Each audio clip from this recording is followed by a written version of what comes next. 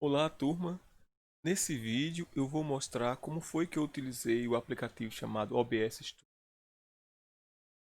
para poder gravar aqueles vídeos que eu tenho disponibilizado para vocês no YouTube.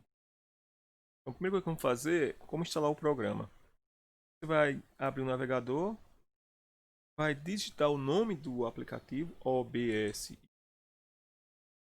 e no meu caso aqui que eu uso Mozilla, a primeira opção que apareceu aqui foi baixar o OBS Studio. Então é só você apertar nesse link, você vai ser redirecionado para uma página.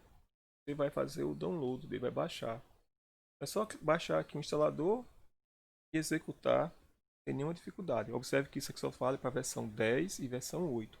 Se tiver a versão mais antiga do Windows, você vai ter que procurar umas versões mais antigas desse aplicativo. Então, se você usa também Linux, é só clicar aqui no pinguim, tá? Ou se usa Macintosh, pronto.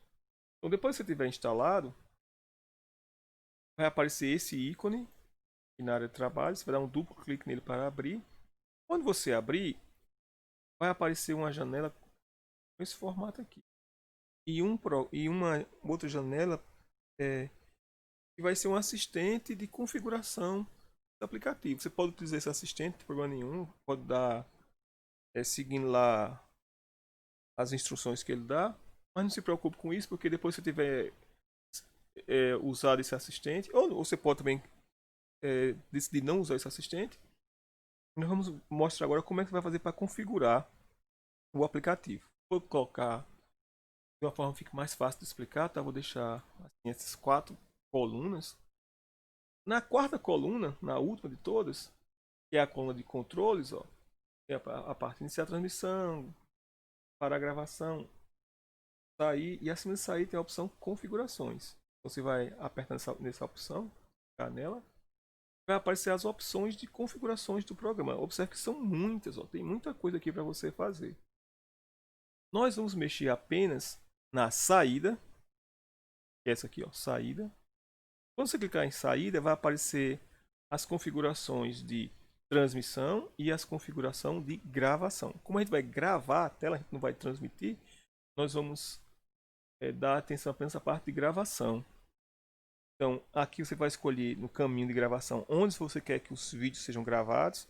Eu coloco na área de trabalho, porque como eu tenho que gravar a mesma coisa várias vezes, porque acaba errando uma hora ou outra, às vezes, muitas vezes, então eu vou colocar no lugar que seja mais fácil de acessar. Então eu coloco na área de trabalho, mas você pode escolher uma outra pasta qualquer para gravar. Muita gente costuma colocar na pasta vídeos, aí vai do seu gosto. E a qualidade de gravação, eu escolho alta qualidade, tamanho médio. Se você escolher as outras, a qualidade vai ficar muito boa, as posterior a essa, mas os tamanhos aqui vão ficar muito grandes. Formato de gravação, em geral eu escolhi MKV, mas como quase todo mundo usa MP4, eu estou gravando no formato aqui, ó, MP4. Quando você tiver escolhendo configurando esse formato de gravação, vai aparecer aqui várias opções. Eu uso MP4, pode usar MP4 ou MKV. Pronto. Feito isso, não tem mais nada a ser feito aqui. Nós vamos para a parte de é, vídeo.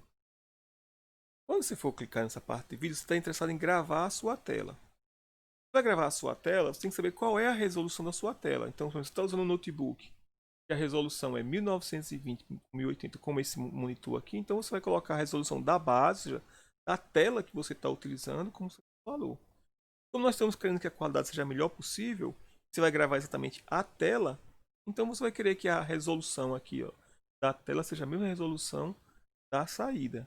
No nosso caso aqui, a gente está querendo gravar a tela ou gravar um webcam junto com a tela, então a melhor opção nesse caso é a resolução da base ser a mesma resolução da saída. Então, por exemplo, se o seu notebook tem resolução de 1280 por 720, que é uma das resoluções que aparece, o 768, vai colocar aqui 1220 por 768 ou 720, eu não me lembro. Então você vai colocar a resolução aqui, a mesma que aparece no seu notebook. Não se preocupe, você não vai ter que escolher isso não, tá? Quando você clicar aqui nessa opçãozinha aqui, nessa setinha, ele vai te mostrar quais são os dispositivos de tela que você está utilizando E aí você vai simplesmente seleciona aquele dispositivo de tela. Por exemplo, se você usando somente um monitor, só vai aparecer um monitor lá. Se você usando um monitor e um notebook ligado ao monitor, vai aparecer as duas opções. Você vai escolher aquela pela qual você vai gravar a tela. Aí uma coisa importante, se você quer que seus arquivos não fiquem muito grandes, você vai escolher isso aqui, ó, valor de FPS comum. Esse FPS quer dizer quadros por segundo, ou seja, quantas fotos você quer que sejam batidas por segundo, vamos dizer desse jeito, fica mais fácil entender. Então, se eu colocar aqui 10, como está esse caso, quer dizer, em cada segundo vão ser tiradas 10 fotos da tela e essas fotos vão ser utilizadas para formar o vídeo.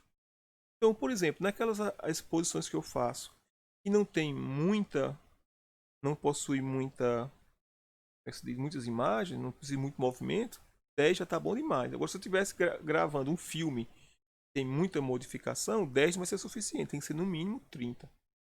Então, se você vai gravar, por exemplo, uma filmadora e você está lá no quadro, está se mexendo muito, tem muita modificação de um segundo para outro segundo em termos de imagem, você vai colocar aqui o valor de quadros por segundo em 30, em 25, depende do que está fazendo. Tá? Eu uso sempre 10, por quê? Porque os arquivos ficam bem pequenos. Além disso, bem pequenos existe. Além disso,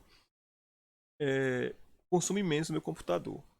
Então, isso aqui, para aqueles vídeos que vocês assistiram, foram apenas 10 quadros por segundo.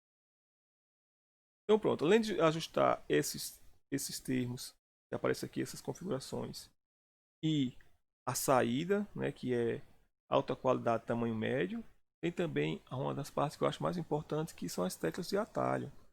Porque se você usar as teclas de atalho, você pode iniciar a gravação e parar a gravação sem ter que vir aqui e apertar aqui, ó, parar a gravação. Observe bem aqui no canto, onde o mouse está, no canto direito, tem a opção aqui, ó, parar a gravação. Mas se eu tiver que parar a gravação toda vez que eu tiver que vir aqui e clicar, eu vou ter que abrir esse aplicativo e parar a gravação. Aí depois eu vou ter que fazer uma edição. Porque você não vai querer que essa parte apareça no seu vídeo.